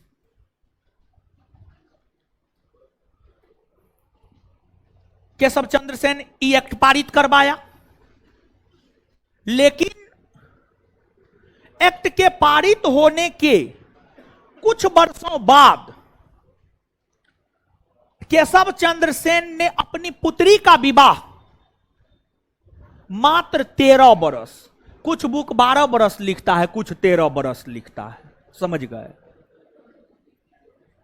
देखिए, ज्यादा बुक भी पढ़ना खतरनाक हो जाता है, समझे, जानलेवा होता है। तो 13 बरस मान करके चलिए। 13 बरस के उम्र में, जब केशव चंद्र सेन की बेटी का उम्र मात्र 13 बरस था, उस 13 वर्ष के उम्र में केशव चंद्र सेन ने अपनी पुत्री का विवाह कूच बिहार के राजकुमार से करवाया। कूच बिहार बंगाल में पड़ता है। कूच बिहार के राजकुमार से करवाया। अब देखिए, ये तो वही बात ना हो गया कि हम कहते हैं आप मोबाइल मत चलाइए, और हम क्लास में आकर के पूरा क्लास मोबाइले चलाते हैं। मान लिया जाए ऐसा होता है, तो आप हमारी बात थोड़े मानिएगा, कहिएगा ये मास्टर बाप ने मोबाइल चलाता है, इसका बात काहे मानेंगे, है कि ना? ठीक है, लेकिन हम तो क्लास में नहीं चलाते हैं। क्लास में बताइए मोबाइल चलाते हुए देखे हैं आप? नहीं। फोन रिसीव करते हुए देखे हैं? नहीं। रेयर एंड रेयरेस्ट केस में। समझ गए? तो बात ये है। तो केशव चंद्र सेन कहा बाल विवाह का धूर विरोधी था, और जब अपने पर पड़ा तो अपनी बेटी का विवाह मात्र 13 वर्ष में करवा दिया। तो इससे उनके जो समर्थक थे, उनके जो अनुयायी थे, वो नाराज हो गए। और फिर आनंद मोहन बोस ने यह तय किया कि अब हमको अलग हो जाना चाहिए, और तब जाकर के आनंद मोहन बोस भारतीय ब्रह्म समाज से अलग हो गए। और आनंद मोहन बोस भारतीय ब्रह्म समाज से अलग होकर के एक नए संगठन साधारण ब्रह्म समाज की स्थापना 1878 ईस्वी में किया। बात क्लियर? यह है राजा राम मोहन राय और ब्रह्म समाज की कहानी। चलिए, तो अब राजा राम मोहन राय और ब्रह्म समाज की जो कहानी है, नोट आप लोग पलटिएगा।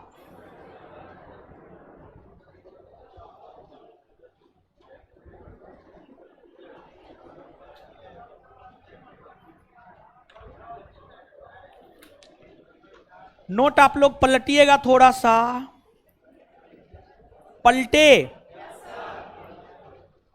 पेज नंबर 134 नोट है ना जी? पेज नंबर आपके कहने से नहीं दिया हुआ है, आंख है आपको? पेज नंबर 134 पे गए? 134 में देखिए, बीच में ब्रह्म समाज लिखा हुआ है। अब ब्रह्म समाज के बाद पहला पॉइंट, राजा राम मोहन राय द्वारा नामित द्वारका नाथ टैगोर। द्वारका नहीं होगा, देवेंद्र होगा, हम देवेंद्र ही दिए थे। द्वारका को काट के कीजिए देवेंद्र, देवेंद्र, देवेंद्र, देवेंद्र नाथ टैगोर। मिला? पेज नंबर 134 सुधार कीजिएगा, शब्द में गलती है, ठीक है? इसमें पेज नंबर 134 बीच में लिखा हुआ होगा ब्रह्म समाज। ब्रह्म समाज के ठीक नीचे पहला पॉइंट, राजा राम मोहन राय द्वारा नामित द्वारका नाथ टैगोर। द्वारका को काट करके देवेंद्र नाथ टैगोर, देवेंद्र नाथ टैगोर, देवेंद्र नाथ टैगोर। इसके बाद अगला पेज पलटिए, पेज नंबर 135।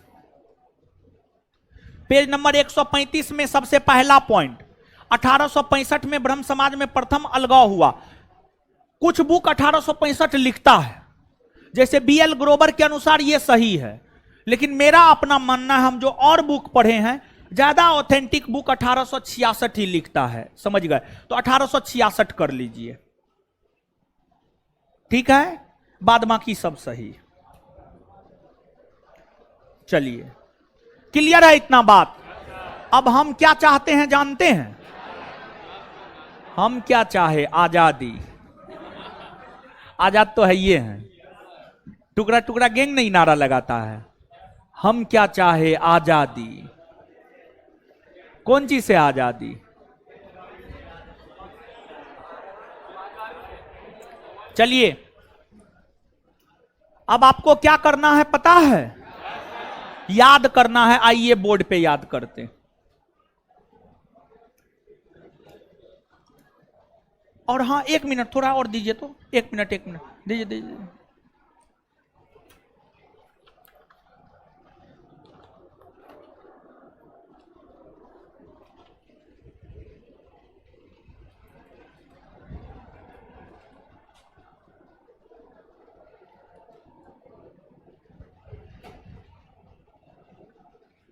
हाँ उसी पॉइंट में जो 1866 वाला किए थे।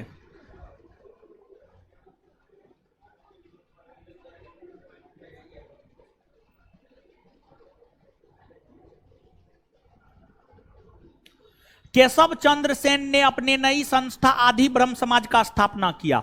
इसको काटिए कहां से, केशव चंद्र सेन,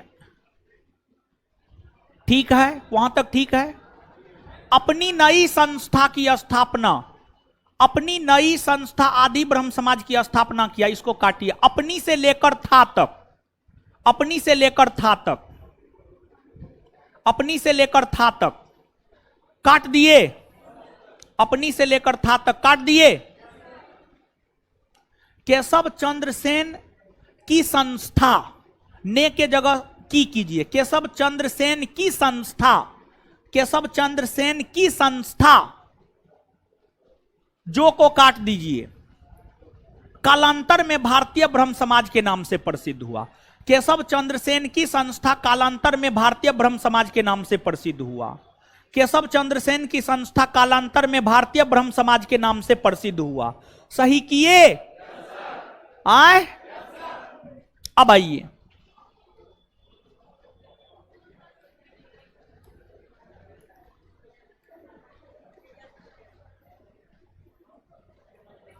चलिए आइए। ब्रिटिश काल में सामाजिक धार्मिक सुधार आंदोलन कहां से, कौन प्रांत से शुरू, कौन प्रांत से? ब्रिटिश काल में सामाजिक धार्मिक सुधार आंदोलन की शुरुआत कौन प्रांत से हुई, कौन प्रांत से हुई है? अच्छा, किसने किया है शुरू, किसने किया है? राजा राम मोहन राय का जन्म कब हुआ, मृत्यु कब हुआ? जन्म कहां हुआ, मृत्यु कहां हुआ? नव जागरण का अग्रदूत, सुधार आंदोलन का प्रवर्तक, नव प्रभात का तारा, आधुनिक भारत का पिता, आए राजा राम मोहन राय के पिता रामाकांत, रामाकांत राय, राजा राम मोहन राय के पिता, राजा राम मोहन राय के पिता माता उमाकांत देवी, माता माता। और राजा राम मोहन राय अंग्रेजों की सेवा में नियुक्त हुए थे, हाँ या ना? कौन अंग्रेज की सेवा?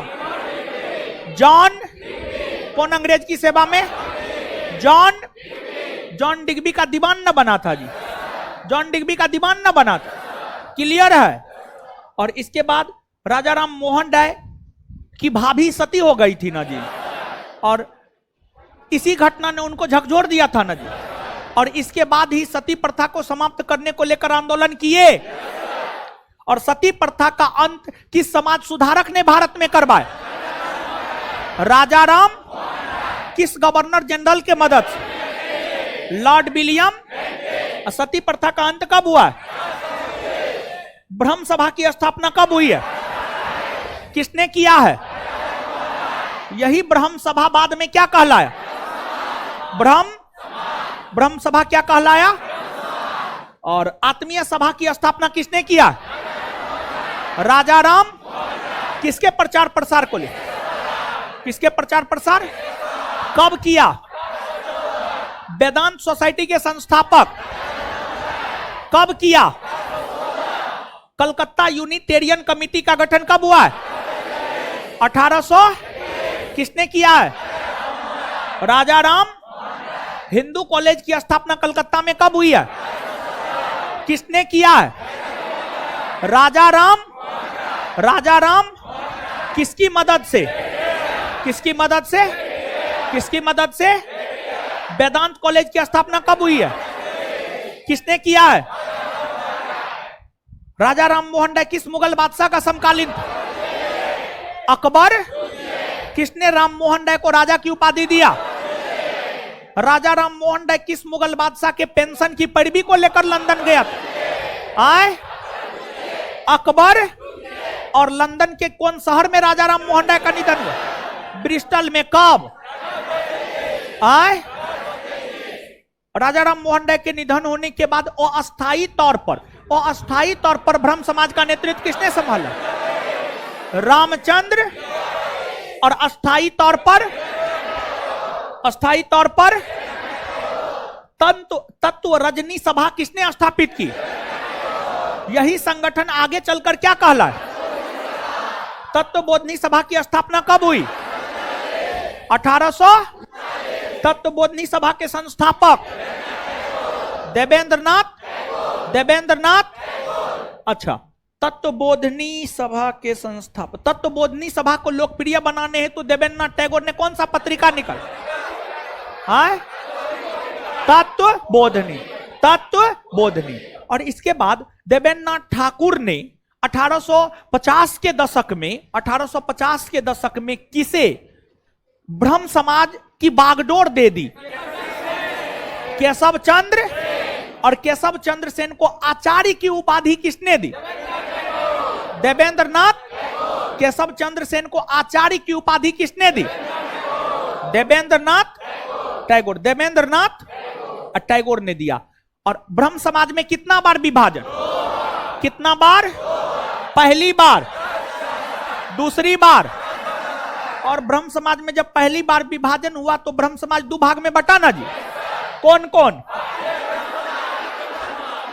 भारतीय ब्रह्म समाज और भारतीय ब्रह्म समाज के नेतृत्व कर आदि ब्रह्म समाज के नेतृत्व। और भारतीय ब्रह्म समाज में विभाजन कब हुआ?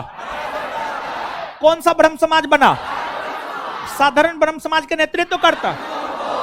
अच्छा, ब्रह्म समाज में जो भारतीय ब्रह्म समाज में जो विभाजन हुआ था वो 1872 में पारित हुए किस एक्ट के उल्लंघन के कारण?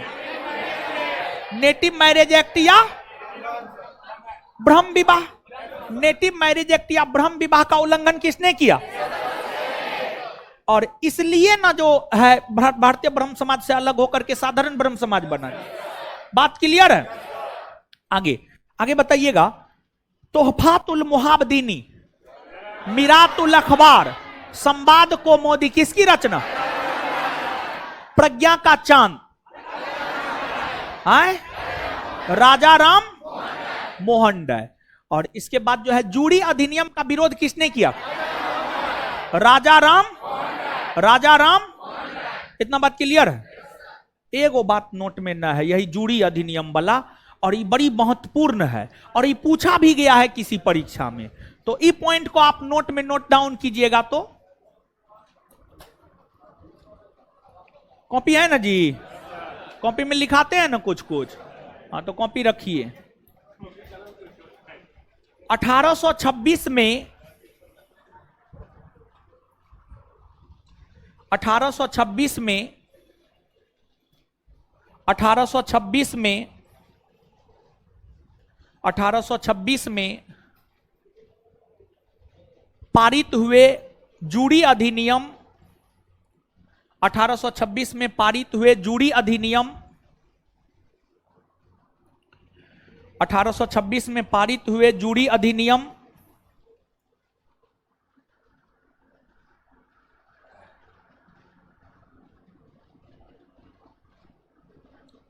1826 में पारित हुए जूड़ी अधिनियम का विरोध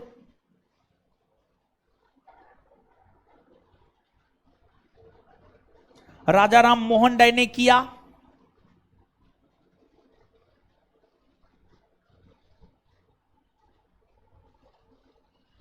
क्योंकि यह अधिनियम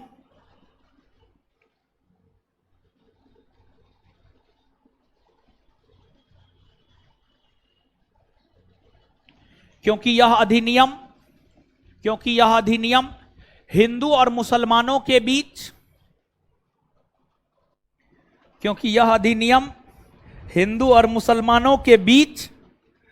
विभेद उत्पन्न करता था। क्योंकि यह अधिनियम हिंदू और मुसलमानों के बीच विभेद उत्पन्न करता था। क्योंकि यह अधिनियम हिंदू और मुसलमानों के बीच विभेद उत्पन्न करता था, विभेद उत्पन्न करता था।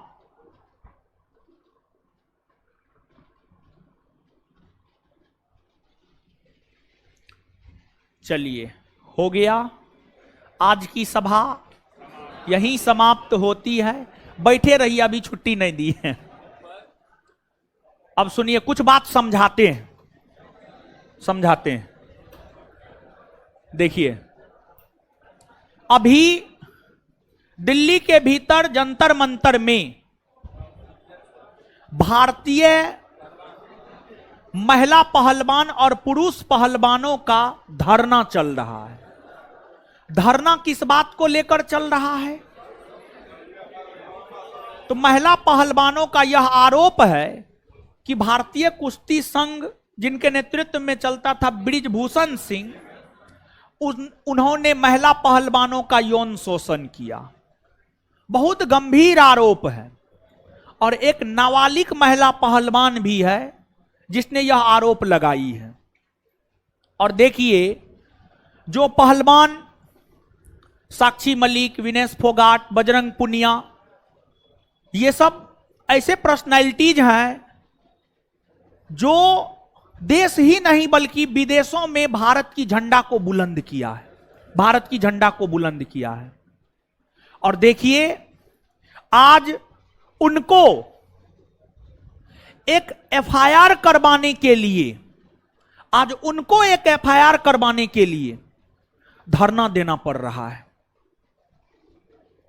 ऐसा क्यों करना पड़ रहा है? क्योंकि जो सत्ता में बैठे लोग हैं, आरोप उन्हीं पर है। अगर यही आरोप किसी विपक्षी पर होता, उसके घर का कुर्की, जप्ती, बुलडोजर, फुलडोजर सब चल जाता। तो जो लोग मोदी भक्त हैं, उनके लिए इशारा है। जो मोदी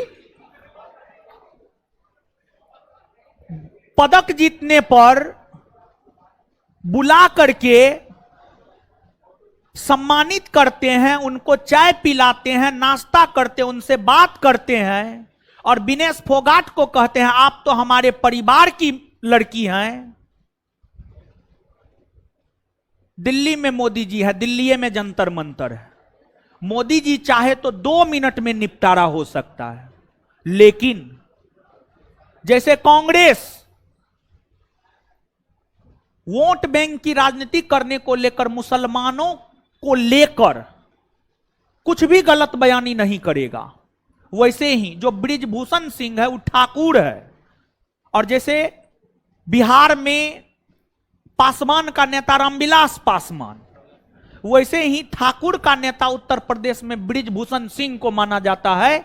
और अगर बृजभूषण सिंह के ऊपर कार्रवाई होता है, अगर मोदी जी करते, अगर सुप्रीम कोर्ट किया तो कोई दिक्कत नहीं, अगर मोदी जी करते हैं तो लोग, ठाकुर समुदाय के लोग उनसे नाराज हो जाएंगे मोदी जी से, और ठाकुर समुदाय के लोग मोदी जी को मतदान नहीं करेंगे। इसलिए मोदी जी बृजभूषण सिंह के ऊपर जो है कोई कार्रवाई नहीं कर रहे हैं। और इससे पहले भी वो महिलाएं 3 महीना पहले कड़ाके की ठंड में जंतर मंतर पर जो है धरना दी थी, लेकिन उसका कोई परिणाम नहीं निकला। फिर दोबारा 3 महीना के बाद महिलाओं को जो है, पहलवानों को धरना देना पड़ रहा है। आप इस बात से ही अनुमान लगा सकते हैं कि देश और देश की सत्ता में बैठे लोग किस प्रकार से काम करते हैं। जो ओलंपिक में पदक जीता है, जो देश का नाम बुलंद किया है, जिस पर हम सभी लोगों को गर्व हुआ है, उनको न्याय नहीं मिल पा रहा है, तो हम आप कौन खेत के मूली। इसलिए ये एग्जाम्पल दे करके हम ये समझाना चाह रहे थे, आप अपने आप को इतना शक्तिशाली बनाइए कि आप अपने लिए जज भी स्वयं हो, वकील भी स्वयं हो, सब चीज स्वयं हो। आप समझ गए? ये बनाना मुश्किल ही नहीं, नामुमकिन है, समझे? तो ऐसा नहीं है कि जो मोदी भक्त हैं वो सोचेंगे कि जो है सर मोदी जी का बखिया उधेर रहे हैं। ऐसी कोई बात नहीं है। जो मोदी जी अच्छा काम किए तो हम तो बोलते हैं अच्छा काम किए। तो एकदम इस पर मोदी जी को ध्यान देना चाहिए, ठीक है। हाँ, इसके बाद अब आइए आगे। और एगो बात और बताते हैं। देखिए, प्रीति आई है जी? प्रीति नहीं आई है। देखिए, लड़का भी बहुत सारा नहीं आया है। हमारी बहन है, इसी बैच में आती है पढ़ने के लिए, पता नहीं कहां गए हैं, ठीक है। देखिए, आपको जो है लोग मतलब छात्र छात्राएं, लोग शब्द का प्रयोग छात्र छात्रा के लिए करें। छात्र छात्रा एक जगह कंसंट्रेट नहीं रह पाता है, इसलिए सफलता तुरंत नहीं मिलता है। वो चाहेगा कि हम बीएडओ कर ले, हम सीटेटो निकाल ले, हम एस्टेटो निकाल ले। वो चाहेगा हम दरोगो बन जाए, हम कलेक्टरों बन जाए, हम बैंक में पीओ भी बन जाए, हम टीटी भी बन जाए। खाक नहीं हो पाएगा आपसे, कुछ नहीं हो पाएगा, आप कुछ नहीं बन पाइएगा। छात्र सोचेगा कि मास्टर के यहां यहां पढ़ लेते हैं, यहां पढ़ लेते हैं, कुछ नहीं हो पाएगा, जीवन भर भटकते रह जाइएगा। एक बार कहीं पर भी, हम ये नहीं कहते कि आप हम ही से पढ़िए ना, कभी ना कहें ना कहेंगे। एक बार कहीं पर भी किसी भी टीचर से पढ़ लीजिए, रूम में बंद हो करके रगड़ करके सेल्फ स्टडी कीजिए, सफल हो जाइएगा। 72 जगह बोखने से कुछ नहीं होने जा रहा है। जितना पावर सेल्फ स्टडी में होता है ना, हम आपको बता रहे हैं, हम अपने सेल्फ स्टडी के बदौलत मास्टर बन पाए हैं। जब सेल्फ स्टडी के बदौलत मास्टर बन करके हम सैकड़ों की संख्या में छात्रों को सफल बना सकते हैं, तो सेल्फ स्टडी पर आप एक परीक्षा क्वालिफाई नहीं कर सकते। कर सकते हैं, लेकिन सेल्फ स्टडी भी आप तब कर पाएंगे जब आपके भीतर सोचने की क्षमता, बौद्धिक क्षमता, सही गलत करने का फर्क, क्या सही है क्या गलत है, यह सब हो जाएगा तब। और यह सब होता है किताब पढ़ने से, यह सब किताब पढ़ने से होता है। तो भटकाव में ज्यादा मत रहिए, कंसंट्रेट हो करके क्लास 2, 4, 5 घंटा करने के अलावा रूम पर बैठ करके 6 घंटा, 7 घंटा, 8 घंटा रगड़ के पढ़िए, देखिए रिजल्ट हो जाएगा। समझ गए? इसके बाद कल शनिवार है, और कल जो है टेस्ट नहीं रखते हैं। काहे रखेंगे? काहे रखेंगे? कौन मुंह से रखेंगे? बोलिए ना, क्या बोल रहा है रखिए? बोलिए तो कौन बोल रहे हैं रखिए? उठा करके 4 गो क्वेश्चन पूछेंगे, नानी याद आ जाएगा। समझ गए? काहे के लिए फालतू का हम खर्च करेंगे आप पे? चलिए एक बार फिर से मौका देते हैं, लेकिन अगली बार से अगर हुआ तो बंद होगा, तो फिर दोबारा शुरू। एक बार भगवानों माफ करता है, तो एक बार गलती जो है माफ है, लेकिन 7 खून माफ ना, एक के बार माफ है। तो कल शनिवार है, कल आपका टेस्ट है। जो फुल लेंथ टेस्ट चलता था वो है, और 20 गो टेस्ट हो गया है, 2000 क्वेश्चन हुआ है। कितना क्वेश्चन याद है? आए? कितना क्वेश्चन याद है? आए? 200। तो पहली बात, कल टेस्ट है, आइए अपने टाइम से। और दूसरी बात कि कल जो है बिट्टू सर का क्लास नहीं है, ठीक है? कल बिट्टू सर का क्लास नहीं है। क्या टेस्ट ले ले? टेस्ट भी नहीं होगा? काहे? अच्छा रुकिए, वो तो बोले हैं कल गुस्सा करके चले गए थे। रुकिए 1 मिनट, कॉल कर लेते हैं। आजकल जानते हैं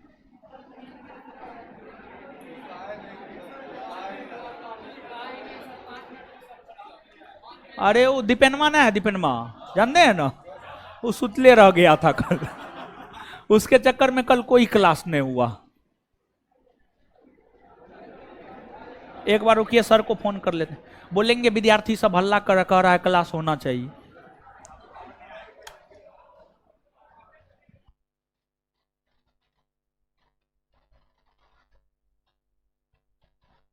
ये 10 से 12 वाला में कल क्लास ले लीजिए ना। नहीं, अरे हम क्लासे में, अभी हल्ला कर रहा है, सब बोल रहा है। शांत रहिए। ठीक, क्लास होगा क्लास। देखिए, रात में मैसेज किए थे कि हम अब 10 से 12 वाला बैच में मंगलवार से क्लास लेंगे, तो कल क्लास है आपका, कल क्लास है। हम क्लास कैसे ले लेंगे, मेरा फाउंडेशन बैच रहता है, ठीक है, हम नहीं ना ले पाएंगे।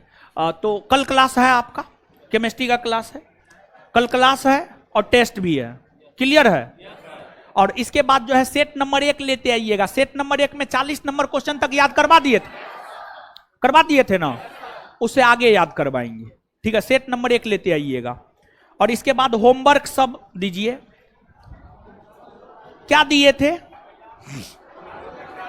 पूर्व मध्यकाल। अगला होमवर्क सुनिए। मध्यकालीन भारतीय इतिहास, भारत पर मुस्लिम आक्रमण। मध्यकालीन भारतीय इतिहास, भारत पर मुस्लिम आक्रमण। मध्यकालीन भारतीय इतिहास में देखिए, बुक ये है, इतिहास का बुक है, मध्यकालीन भारतीय इतिहास, भारत पर मुस्लिम आक्रमण। ये आपका होमवर्क है, कर लीजिएगा ना। चलिए बताइए तो,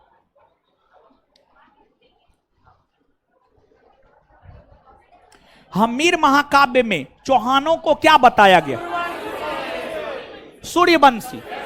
क्या बताया गया? पृथ्वीराज चौहान को किस नाम से जाना जाए? पृथ्वीराज। अल्लाह उदल संबंधित किससे था? महोबा से। कहां से? चित्तौड़ के त्रिभुवन नारायण मंदिर को किसने बनवाया? राजा भोज। अच्छा, जो आपको वीर कुंवर सिंह थे, उनका संबंध राजा भोज से था? हाँ था ना, परमार वंश से था ना। सोमपुर महाविहार का निर्माण किसने करवाया? धर्मपाल। किसने? सबसे महानतम प्रतिहार राजा मिहिर। लक्ष्मण संवत किसने चलाया? महोदया किसका पुराना नाम है? कन्नौज। किसका? महोदया किसका पुराना नाम है? कन्नौज ना। कर्नाट वंश का अंतिम शासक हरि सिंह ना। कौन? इसमें आगे बढ़ जाइएगा, बता दिए हैं एक चैप्टर। इसमें क्या दिए थे? पेज नंबर बोलिए ना। 100। कहां से कहां तक दिए थे? क्वेश्चन नंबर 50 तक। क्वेश्चन नंबर 51 निम्नलिखित में, इसमें देखिएगा, होमवर्क सुनिएगा। Page number 152, page number 152। किताब कहां है? होमवर्क नहीं करते हैं? करते हैं, अच्छा। पेज नंबर 152, क्वेश्चन नंबर 51 में है, कौन 2019 के रासायनिक विज्ञान के क्षेत्र में नोबेल पुरस्कार विजेताओं की सूची में नहीं है? 51 से लेकर 100 तक। अंतिम में है, प्रथम आंग्ल सिख युद्ध किन वर्षों में हुआ था? ठीक है, तो 1845-46। तो पेज नंबर 153 से 161, क्वेश्चन नंबर 51 से 100। क्लियर है? इसको कर लीजिएगा। आप जवाब दीजिए। तारों का टिमटिमाना, अपवर्तन न, गुजरात के भुज में विनाशकारी भूकंप 2000। कारकोट राजवंश किस क्षेत्र में शासन किया? जम्मू। राष्ट्रीय उद्यान जो भारत और नेपाल की सीमा पर गंडक नदी के तट पर स्थित है? वाल्मीकि ना। ट्यूरिंग अवार्ड किस क्षेत्र में? कंप्यूटर विज्ञान। कंप्यूटर।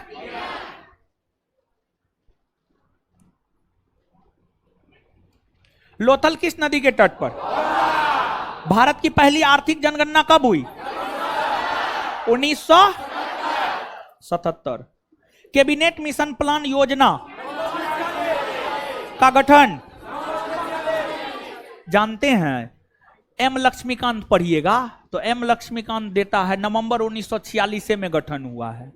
एम लक्ष्मीकांत देता है, आप उलट करके पढ़िएगा, समझ गए? तो नवंबर 1946, लेकिन वास्तविक तौर पर गठन हुआ है 9 दिसंबर 1946। मालविका अग्निमित्रम के लेखक आए? पुनगानूर एक नाम है आए? गाय ना। 17वीं लोकसभा कितने चरण में? मित्र शक्ति किन दो देश के बीच होता है? आए? बिहार में 1857 की क्रांति का नेतृत्व करता कुंवर? विश्व पृथ्वी दिवस 22 अप्रैल। चलिए होमवर्क दे दिन, रुकिए ना, अरे रुकिए ना महाराज।